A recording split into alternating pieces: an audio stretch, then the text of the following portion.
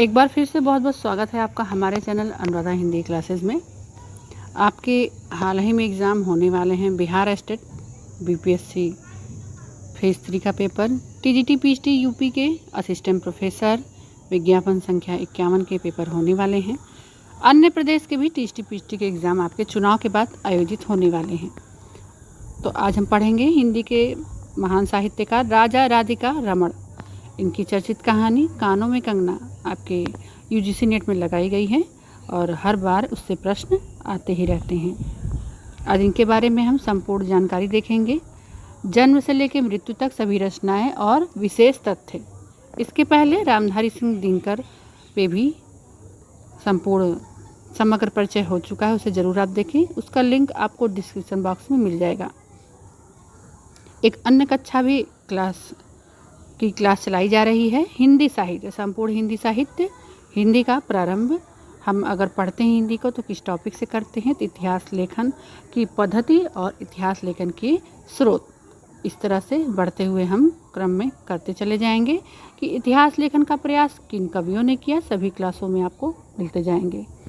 विशेष तथ्यों के साथ नवीन तथ्यों के साथ उसमें ज़रूर जुड़ा होगा, तो ज़रूर आप चैनल को सब्सक्राइब कीजिए। अच्छा लगे तो अपने विचारों को आप कमेंट के माध्यम से प्रस्तुत कर सकते हैं। पढ़ते हैं राजा राधिका रमण सिंह को। जन्म इनका है 10 सितंबर 1890 और मृत्यु है 24 मार्च 1971। अब इनके कथा लेखन को हम देखते हैं। कथा लेखन में अपनी अत्यंत लुभावनी शैली के कारण हिंदी कथा साहित्य में वे शैली सम्राट के रूप में स्मरण किए जाते हैं। और ये पेपर में आ भी चुका है कि शैली सम्राट इनको किस विधा के लिए कहा गया था, तो शैली सम्राट कथा साहित्य के लिए कहा गया था। कहानी किस प्रकार पाठकों को आरंभ से अंत तक पढ़ने के लिए विवश करती है, इस शिल्प को वो जान गए थे, इसलिए वे अपने समय के सबसे लोकप्रिय कहानीकार सिद्ध हुए थे। उन्होंने कुल 50 वर्षों तक हिंदी साहित्य की महनीय सेवा की।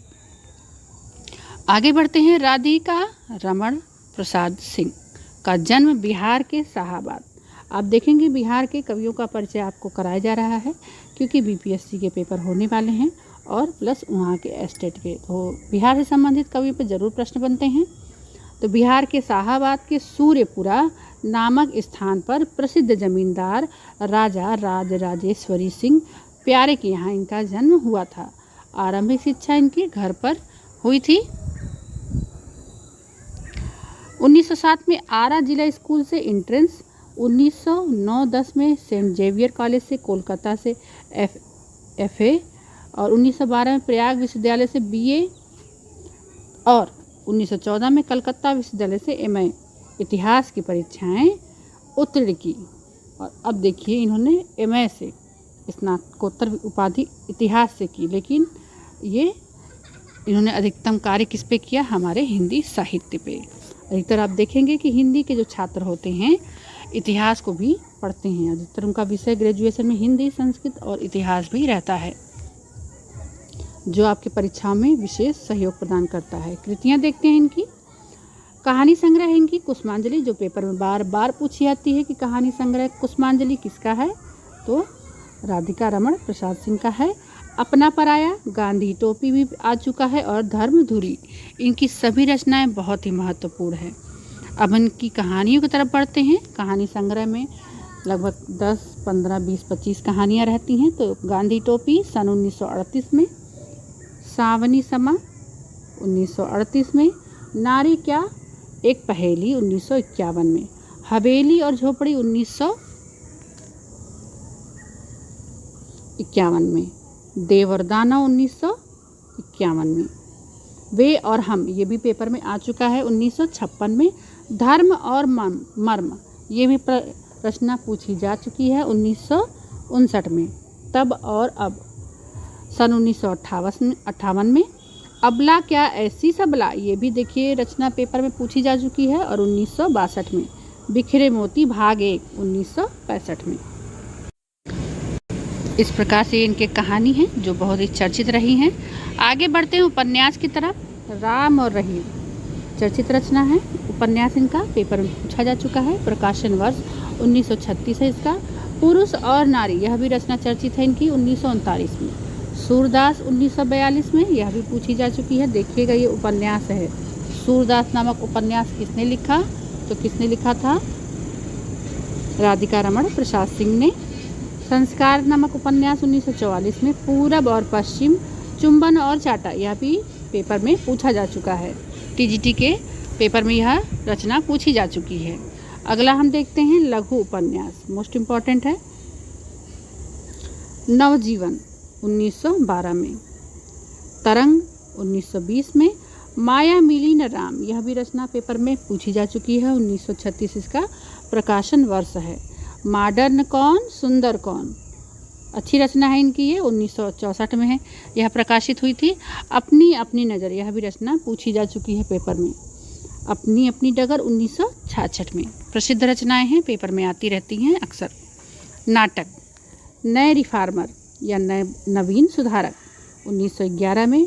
धर्म की धूरी नामक नाटक पूछा जा चुका है। अपना पराया 1953 में और धर्म की धूरी 1952 में। नज़र बदल गए नज़ारे 1961 में। संस्मरण टूटा तारा, इनका जो संस्मरण है काफ़ी चर्चित है और पेपर में आ भी चुका है।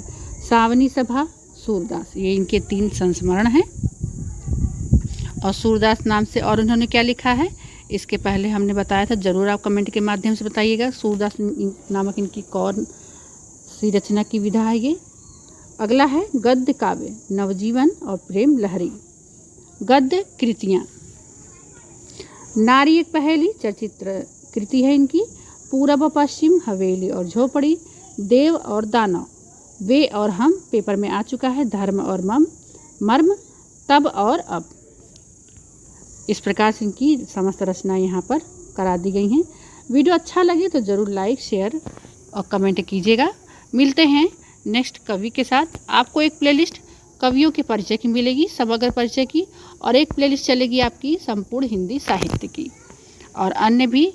और हमारे चैनल पर कविताओं को भी यूजीसी नेट में जो कविताएं लगी हैं और आपकी मध्य प्रदेश के सहायक आचार्य की जो कविता लगी हुई है, आपको कविता की प्लेलिस्ट मिल जाएगा। यूनिट नंबर 5 कविता की प्लेलिस्ट, यूजीसी नेट की कविता की प्लेलिस्ट भी उसी में बनाई गई है। और आपके बिहार स्टेट के पेपर में जो कविताएं लगी हैं वह भी आपको उसमें मिल जाएंगी। इसी प्रकार से अन्य रचनाओं को धीरे धीरे कराया जा रहा है। हमसे जुड़ने के लिए बहुत बहुत धन्यवाद। कम्युनिटी पे उस पोस्ट को ज़रूर देखें। प्रतिदिन एक प्रश्न कराए जाते हैं विश्लेषण के साथ, पूरा एक्सप्लेनेशन के साथ। नए प्रश्नों से आपका परिचय होता है, सरल से सरल प्रश्नों के साथ। कभी कभी हमारे पेपर में सरल प्रश्न भी गलत हो जाते हैं, इस बात का विशेष ध्यान दीजिएगा। आते हुए 4-5 प्रश्न गलत हो जाते हैं और हमारा सिलेक्शन कभी कभी कट ऑफ एकदम पास आके नहीं होता है। तो ये गलतियाँ ना हो, इसके लिए आपको क्या करना है, केवल रिवीजन और रिवीजन। बहुत बहुत धन्यवाद।